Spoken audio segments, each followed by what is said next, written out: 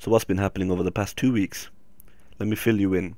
Started off in Birmingham, got a train to Crewe, another train to Manchester Airport, caught a flight to Lahore, drove to the house, spent a couple of days there, then drove to another house in the village, spent a couple of days there, been driving between Lahore and the village house 2 or 3 times, and then drove from the village to Islamabad, caught a flight to Manchester, drove to Birmingham, and I'm done. This is how it happened. First leg of the journey, I'm on the train. As you can see, I'm not sitting in my seat. I've got a seat booked, but my luggage is too big, so I've got to sit here and make sure no one steals it. So I'm actually sitting on my briefcase and my suitcase right now.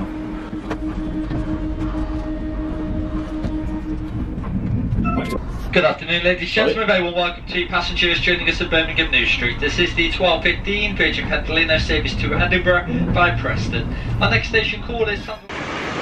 Second leg of the train journey, getting the train from Crewe to Manchester Airport rather than into Manchester. But yep, after this train there's 4 stops, we're going to be in Manchester Airport and we've got all the time in the world to check in. Focus, focus, focus please, please, come on. Just a little bit. Seriously? Seriously? There we go. We were literally the first ones at the check-in desk. There was no one else there. We got our tickets and everything. We had our tickets, we got our seats sorted. And now we're just gonna go pray and eat and chill out because we have almost 4 hours left. But now we're gonna go pray, we're gonna go eat, and we'll chill.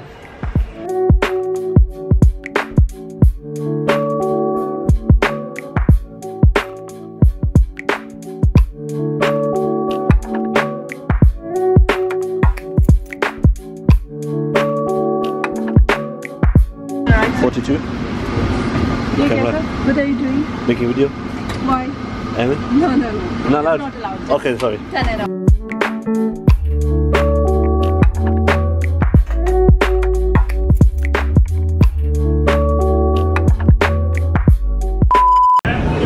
It took us so bloody long to get this. Oh my god. So long. But we got it.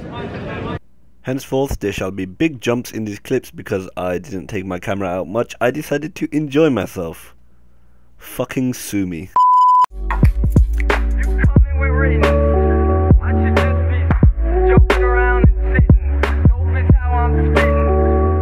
This place is massive. Fuck you.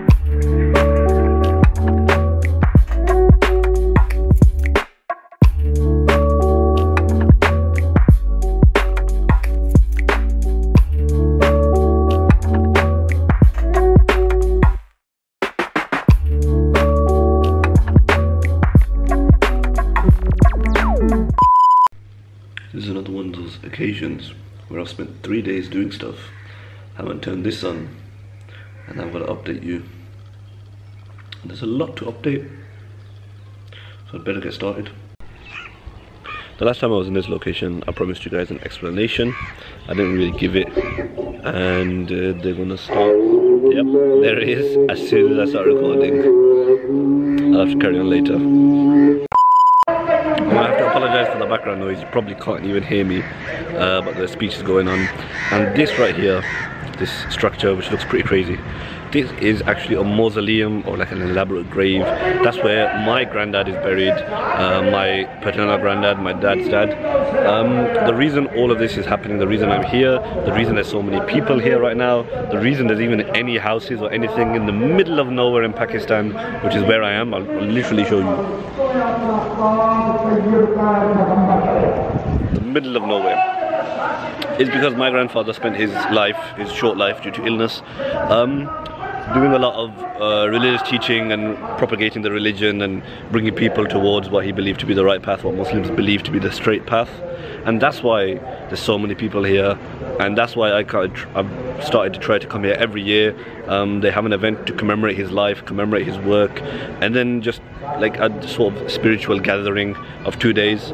That's the short explanation of what's going on here. So today's the first day, tomorrow's going to be the last day. Tonight there's going to be a mehfil, which is like a gathering basically, where they read poems in praise of the Prophet and in praise of God and all this kind of stuff, and they use different instruments. That's going to be very interesting. So literally everything right here, everything, all the respect that I'm given in Pakistan, which I haven't earned myself, I completely agree that I haven't earned any of this. It's all because of the work my grandfather did in the 80s and in the 90s. So that's the short of it. I should be outside listening to the speeches and stuff. I came in for a bit of a rest, had some food, and I'm gonna go back out there. I'm gonna try and record as much as I can, and if need be, I'm gonna give some explanations. He's getting quite excited. I'm gonna give some explanations over the top, voiceover clips. So editing Usamah, remember, give some explanations. And yeah, I've got a duty to do to my family, and that is to represent us, to represent my grandfather as best as I can. And time to go do that. My arm is hurting now.